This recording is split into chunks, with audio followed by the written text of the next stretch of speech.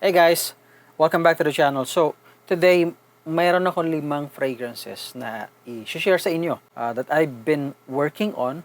In fact, hindi lang 5 to, pero for today, I'll share with you 5 fragrances para hindi masyado mahaba yung video. So, as you know, we've already launched 8 fragrances. Almost every week, I've been working on new fragrances para may ma-serve pa tayo. So, I've been checking different fragrances na talagang desirable, mga gustong-gusto ng tao. And I hope magustuhan nyo rin. So if you're not yet subscribed to the channel, please subscribe to the channel para updated kayo sa mga susunod nating mga videos as well as sa mga parating natin ng mga fragrances. If you're viewing this from the Kaaromoto YouTube channel, please subscribe to Herc Perfumes YouTube channel. So yeah, I've been working on a couple of fragrances para may bago tayo may offer sa market. And for the next few weeks, probably in a month, I'll be launching this because maturation requires a couple of weeks para talagang lumabas yung amoy, yung ganda ng amoy, yung flavor or yung fragrance ng isang pabango. Hindi porket na ilagay ko sa bote, which is ipapakita ko in a bit, pwede na natin siyang i-distribute or ibenta. Nung una inisip ko, well, hindi ko na muna ipakita to and bahala na. Once matapos na lang to, tsaka ko ilo-launch. Pero I'd like to take you to this journey of me exploring fragrances. Because I'd also like to kind of kumuha rin ng survey sa inyo. Baka meron kayong fragrance, gusto nyong pahanap sa atin, and that way, ma-launch din natin. So, consider this kind of a survey din, no? Although I'm sharing this with you, it's still not finished, so I can still decide if push through tayo sa paglo-launch nito or not.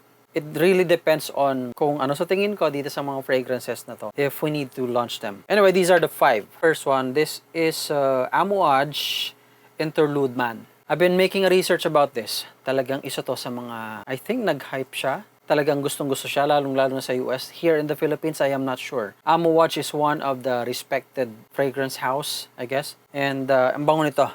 I prepared some like for sniff test. Here is the bottle. Yung bottle natin, hindi siya magiging ganito. Binibili ko lang to para maging testing bottle ko.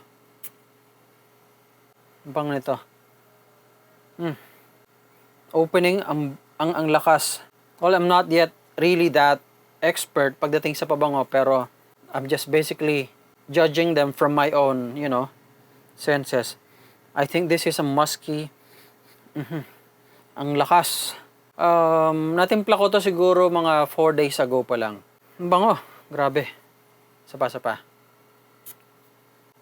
Pag eto suot mo ha, eto yung suot ng, I think this is more a mature na klase ng, yung magsusuot. Although I think my son can use this also. Ang bango guys. You can do your own research also. Now, here's my plan.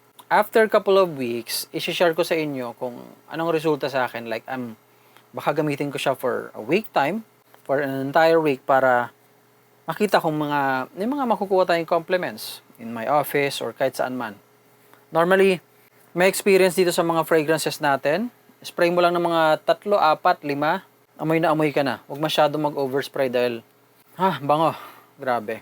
Okay, so again, this is Amouage Interlude Man. Yan. Now, yung bottle natin hindi siya magiging ganito ha, different one. Unless I decide na mag-switch tayo. But for now, pero ang ganda rin nito, no? This is LV yata yung may gamit ito. Anyway, so that is for the Amouage Man. Lagay ko rito, tapos amoy natin mamaya ulit. That is for the Amouage. Okay. Next one. Ito. Atomic Rose. Initio.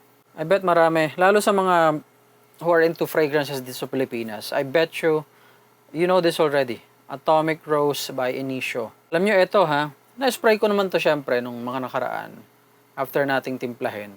Ngayon pala, kahit na hindi ko pa siya na-spray, amoy na amoy ka na siya. Try natin.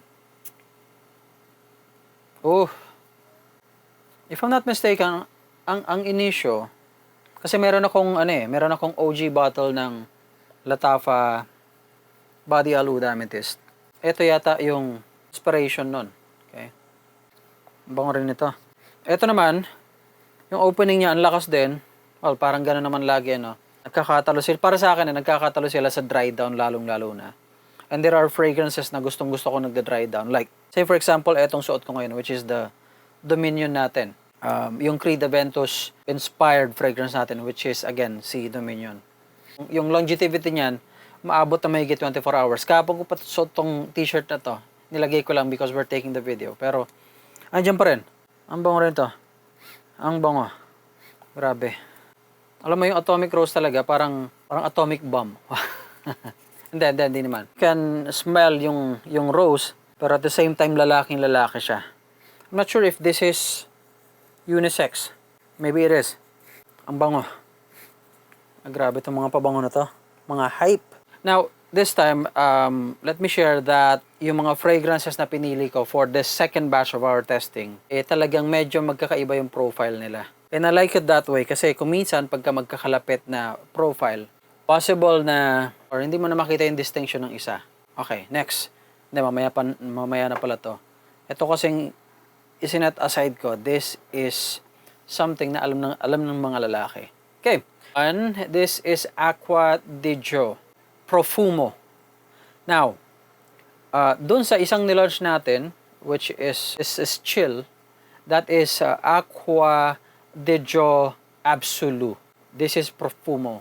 Different naman to doon. Okay? I think ito ang mas sikat kesa doon sa Absolu, if I'm not mistaken. Let's go try this. Okay. Ganda rin ang bottle na to, no? Yung mga tester ko ganito lang. Oh, ang strong din ito. Sweet. Sweet sa gitna, yun ang naamoy ko.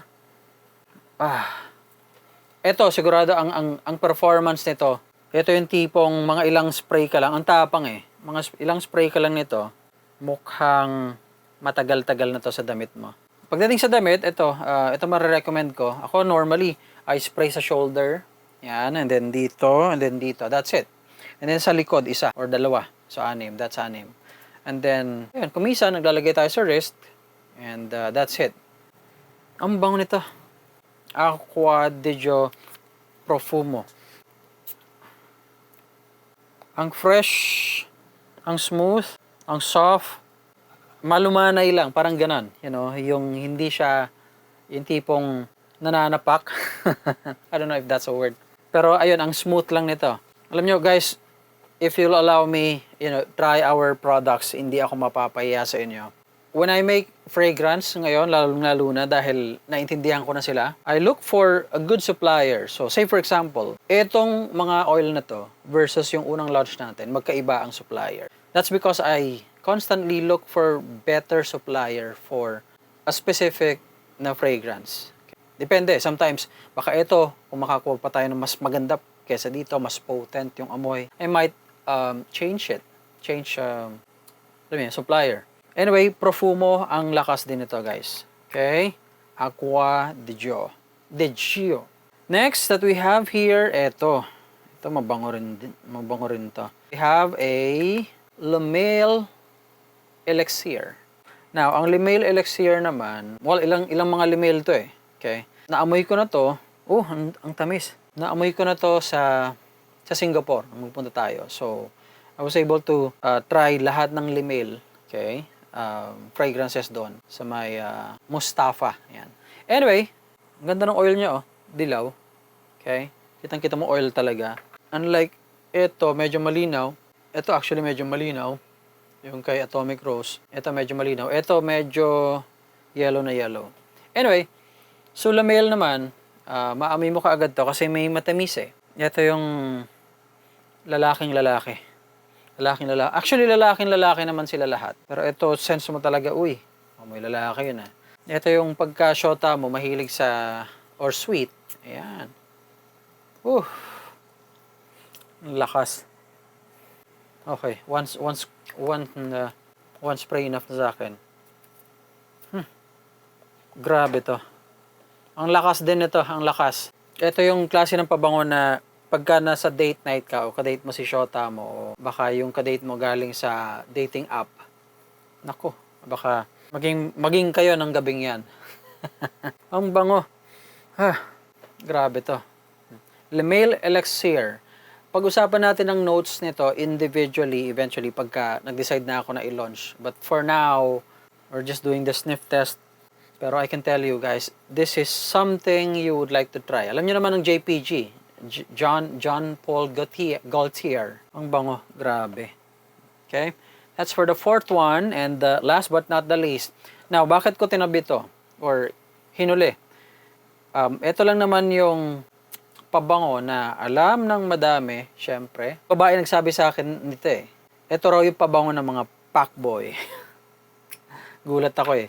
Pero totoo yun. And I've heard that a couple of times na etong pabango na to, pabango ng mga Pacboy. And this is Dior. Yan. Dior Sauvage. Oh! Ito hindi ko pa ina-spray guys ha, kaya hinuli ko rin to. Ito yung pabango na hindi mo pa ina-spray, okay ka na. Hindi ko na kailangang mag-test dito. Wala. Hindi ko na kailangan. Kasi dito pa lang, solved na ako. Ang tapang. Now, meron akong Latafa Asad, which is kaamoy ng Dior Sauvage Elixir. So, alam na alam ko amoy ng Dior Sauvage na Elixir. And sobrang identical. But for some reason, I'm not kidding, for some reason, mas gusto ko yung dry down nitong atin. So, definitely, walang question at this point, or I'm convinced already, like 100%, ilo-launch natin to. Kasi iba eh. Oof. Alam niyo, ang Dior Sauvage Elixir, hindi ko alam mga presyuhan, pero di-discuss natin yan. Pero definitely mahal siya, no? Ang Elixir, definitely mas mahal na sa mga ibang Dior Sauvage. EDP or EDT. Pero ito, grabe. Grabe ang amoy nito. And I can understand dahil sobrang bango nito. Grabe. Ito yung klase na pabango na pagka makikipag-date ka talaga or may night out or, konting inuman tapos kasama mo chicks, mapapadikit sa'yo. Ayun, grabe. Yung amoy nito magnetic. Alam mo yung amoy na pagka naamoy mo siya, susundan mo. Ito yon. And I'm even liking it lalo pagka nagda-dry down na siya. Ayun, grabe. Okay, so try natin amoyin ulit Andun pa rin yung amoy ng this is Amouage and then this is Inicio. Ang gaganda ng dry down talaga. This is Profumo Aqua di Gio and then this is La Male. Matamis. Parang okay, from the first three ito may iba na talaga sa La Male. Naman ito, yung tamis niya that's so magnetic na pagka ito inamoy mo, hindi mo matigil-tigilan. Ang lakas. So far kung ako tatanungin at this point, hindi na mawawala sa lineup natin itong Le Male Elixir. Yan. I mean, I have like more than 30 bottles now na tinetest natin. And syempre, may process of elimination tayo. And so far, itong Sauvage Elixir, Le Male Elixir, okay na to. Profumo, mukhang actually wala ko itatapon sa lahat ng mga to. So, ayun guys. Just like I said, gusto ko lang i-share itong mga workout natin ng mga fragrances. I hope in the next 3 more weeks or more, 3 to 4 weeks, ma-finalize ko, decision ko if isasama natin siya sa lineup. And I'm so excited na i-launch to kasi sobrang gaganda ng profile, ang lakas, with its price naman natin, sobrang affordable tayo. And, asan yung box? By the way, let me share our box initial. This one.